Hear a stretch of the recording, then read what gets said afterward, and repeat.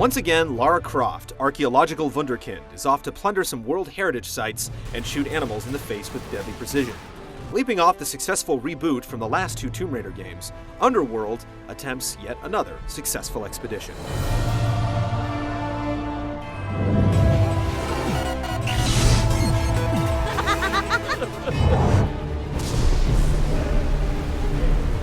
Miss Croft's story starts with a bang, with her mansion being blown up.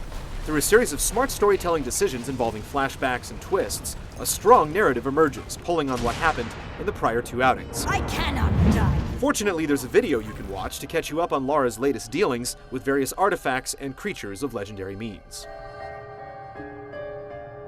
As Lara follows in her father's footsteps and continues the search for her mother in the mists of Avalon, old nemeses dog her at every turn. It's engaging, and the mythical call-outs and slightly sentimental family angle help make it more about just filling up a museum with priceless relics.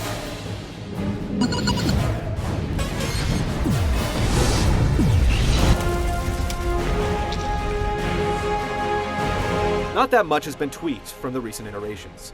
Platforming is still the crux of the game, with triangle jumps, grappling hook wall running, and delicate balancing all par for the course.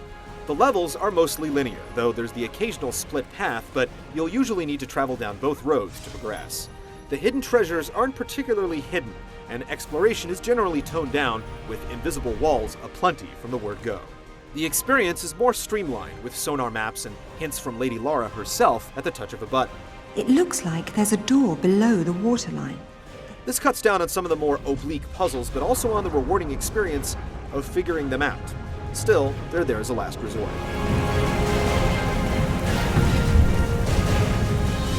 The leaps of daring and ancient Mayan brain teasers are interrupted on occasion with a bit of gunplay.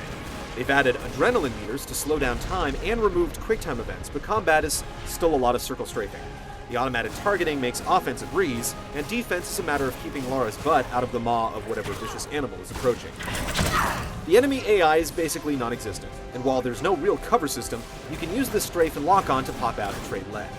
There's some variety in the weapons, but with infinite ammo on the dual pistols and plenty of health packs, Lara goes guns blazing akimbo most of the time.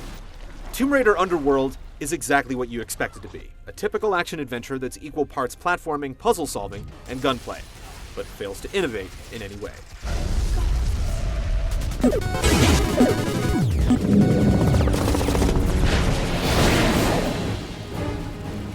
While the levels are laid out with precision, navigating them can be a challenge, and not the one the developers intended. To be fair, the majority of the time things are fine, but the camera can go rogue, making it difficult to make jumps, or even notice jumps. It happens often enough to be more than mildly annoying. The puzzles are pretty clever, but they're solved the same way every time. Combat is mindlessly easy, but trading lead with human enemies can be a chore if you don't have any sticky grenades. The developers have been championing the hand-to-hand stuff, but it's pointless to use it when there's so much ammo. Killer! The tried and true does get a little boost with mythical artifacts like Thor's Gauntlet, which allows the petite Lara to move some very, very large objects.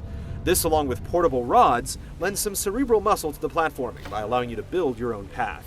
Some underwater adventuring and a stint on a motorcycle add some variety, but for the most part it's the same pattern. You make some jumps, engage in mediocre combat, and then think on a puzzle for a bit.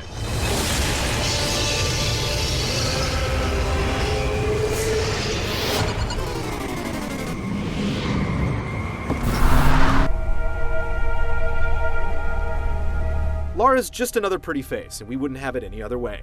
Overall, the visuals are strong, but the levels tend to bleed into each other, making it easy to get turned in the wrong direction. Lara's animations and those of her animals are particularly strong. You can even choose her outfit and then get it nice and dirty. Clipping is a constant issue, and for a game that's supposed to be built on exploration, straying from the beaten path can present problems.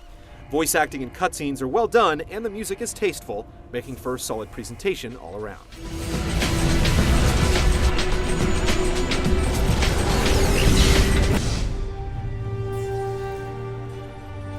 Tomb Raider Underworld feels like a stopgap platforming adventure.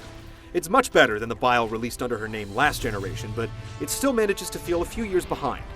Longtime fans will be pleased to have a serviceable Tomb Raider to play, but those not already susceptible to Lara's charms will view it as an artifact of times gone by.